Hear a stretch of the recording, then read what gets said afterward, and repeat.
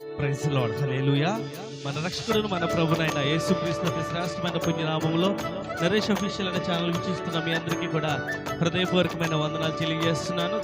దేవుడు మనందరి జీవితాల్లో ఆయన చూపిన అత్యంతమైన కృపను బట్టి మాత్రమే ఈరోజు మనము క్షేమముగా ఉన్నాము అని చెప్పడానికి మనందరము కూడా ఎంతో సంతోషిస్తున్నాం.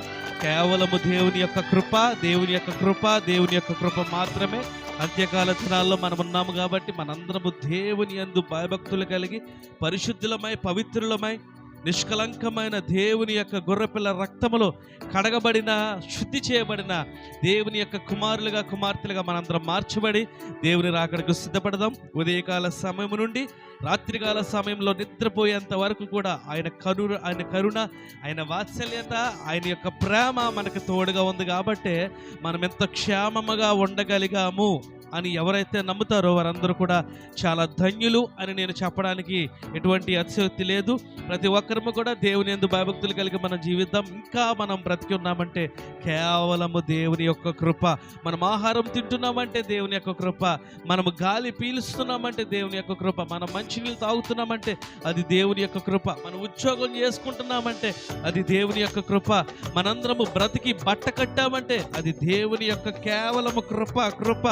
ఆయన కృప తప్ప వేరొకటి ఏది లేదు అని గుర్తెరిగి మనము ఆయనను మర్చిపోతామేమో కానీ అనుక్షణము ఆయన మనలను మరొక కాపాడి రక్షించారు. ఎందుకంటే ఎంతోమంది నిద్రపోయి లేవనటువంటి వారు కొన్ని లక్షల మంది ఉన్నారు. కానీ ఈరోజు నీవు నేను ఉదయకాల సమయం లేచి మనందరము కూడా మన పనులను ముగించుకుంటూ దేవుని సన్నిధిలో దేవుని కృపను బట్టి ఇలా బ్రతుకుతున్నామంటే, ఇలా జీవించామంటే, ఇప్పుడు ఇలాగా ఈ ఫోన్లో ఈ వీడియో చూస్తున్నామంటే, ఈ క్షణం ఇలా బ్రతుకున్నామంటే అది కేవలం నా దేవుని యొక్క మహాకృప. దేవుని యొక్క కృప. దేవునిలో ఉన్న వారికి ఏ భయం ఉండదు. దేవునిలో ఉన్న వారికి అనారోగ్యం రాదు. దేవునిలో ఉన్న వారికి వ్యాధి, రోగ, మరణ శోధనలు రావు. ఒకవేళ వచ్చిన ఆయన దేవునికి మహిమకరంగా దానిని మార్చి దేవుని చిత్తంలో నిలబెడతారు. ఆయనకి అసాధ్యమైనది ఏదీ లేదు. ప్రాణాత్మ దేహములో ఆయన వశమునున్నాయి. జీవమరణములు ఆయన చేతిలోనున్నాయి. సమస్త సృష్టిని కలగజేసిన వాడు నా దేవుడు. ఆయన ఎందుకనక మనము భయభక్తులు కలిగి మనము జీవిస్తే, ఆయన కొరకు నమ్మకంగా మనం బ్రతికితే ఆయన కృప మనకెప్పుడు తోడుగా ఉంటుంది. ఆయన కృప ఎప్పుడు మనకి నీడగా ఉంటుంది.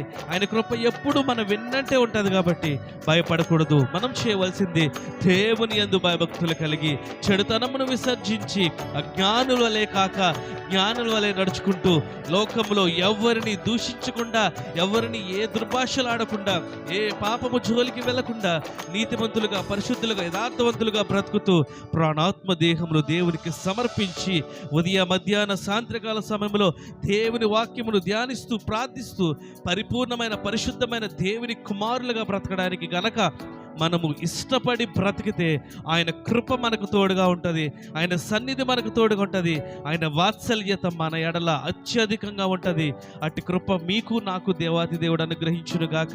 ఈ ఉదయకాల సమయంలో దేవుడిచ్చిన ఈ గొప్ప భాగ్యాన్ని బట్టి, ఈ 4 మాటలను బట్టి దేవుని మనం మహింపరుద్దాం, దేవుని మనం స్తుతిద్దాం.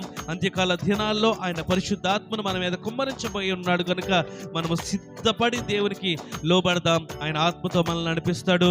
మనము ఏ లోక సంబంధమైన ఏ భయాలకు, బాధలకు, ఇరుకులకు, ఇబ్బందులకు భయపడవలసిన అవసరం లేదు. ఎందుకంటే నా దేవుని కృప నాకు తోడుగా ఉందన్న ఒక నమ్మకము, విశ్వాసం ఉంటే చాలు. ఈ లోకాన్ని జయించిన మన తండ్రి అయిన దేవుడు మనకి ఈ లోకం మీద అధికారం ఇచ్చి ఆయన నామానికి మహిమకరంగా మనల్ని వాడుకుంటారు. అట్టి కృప మీకు నాకు అనుగ్రహించబడును గాక. ఆమేన్. Praise the Lord. Thank you.